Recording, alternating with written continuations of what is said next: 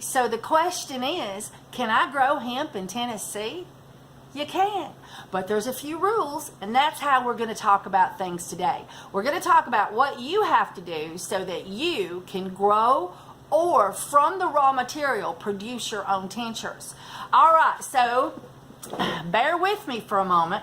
We're going to sit in here on this conversation, and we're going to make it as short and sweet as we can. But the first thing we have to, please bear with me a moment, is give you just a little back history. So in 2014, slightly before, but the 2014 Farm Bill was created because Mr. O'Connell, our senator in Tennessee, got together with his tobacco farmers who were going out of business because people are not smoking like tobacco like they used to, and they found out that hemp, all the equipment, machinery that they had for tobacco was the perfect stuff for hemp. And so they all got together and they convinced our government through the Agricultural Department to pass 2014 Farm Bill, which did not deschedule hemp. It was still listed on the board as being a drug that had of no use whatsoever at all, Schedule 1.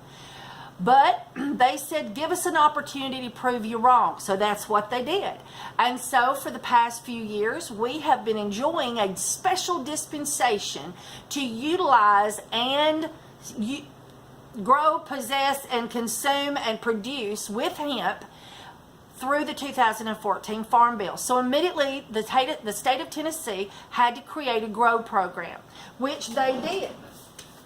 So as here we see Alabama is currently working on getting their grow program put together because of the 2018 Farm Bill.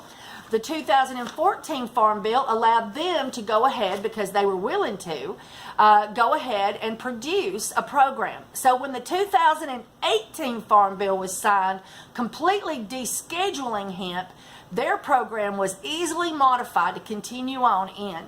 And so in Tennessee, things are different. And there are possibly differences in Kentucky as well, because they already have a grow program, but I am unfamiliar with their particular regulations. All right. So you can look this up online. It is getting started. Industrial hemp grower application period. It starts on November the 15th, 2018. And what this does is it has questions. How can grown industrial hemp, who can grow industrial hemp? Where can it be grown?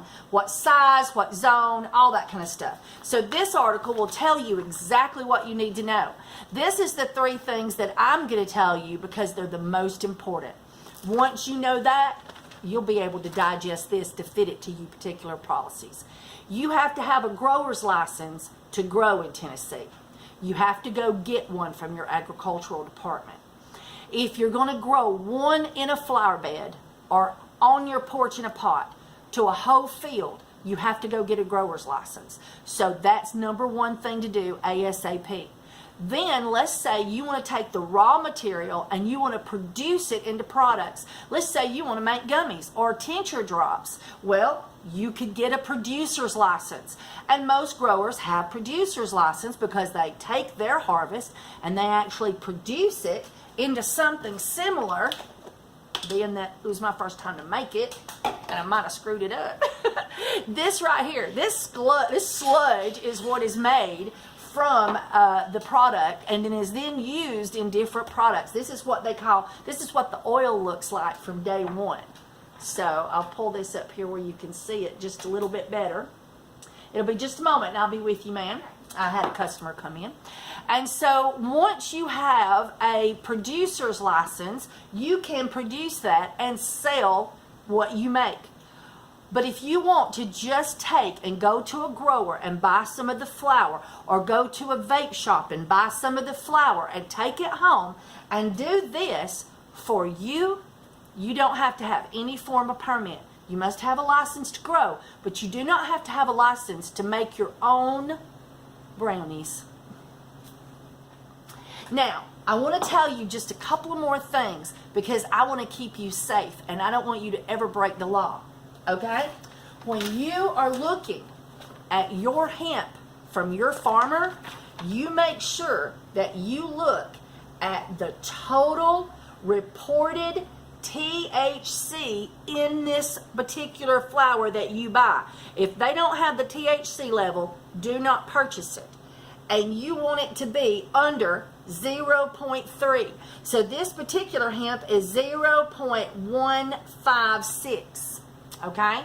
So this right here, I can produce at home and not worry that when I condense it, it would be in the over the 3% zone, and I could get in trouble with law enforcement.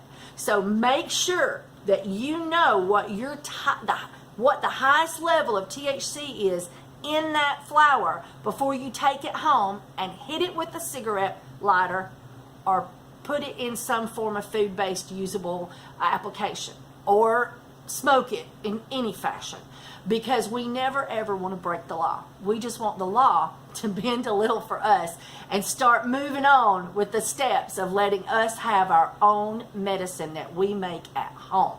And that is what this is all about. All right?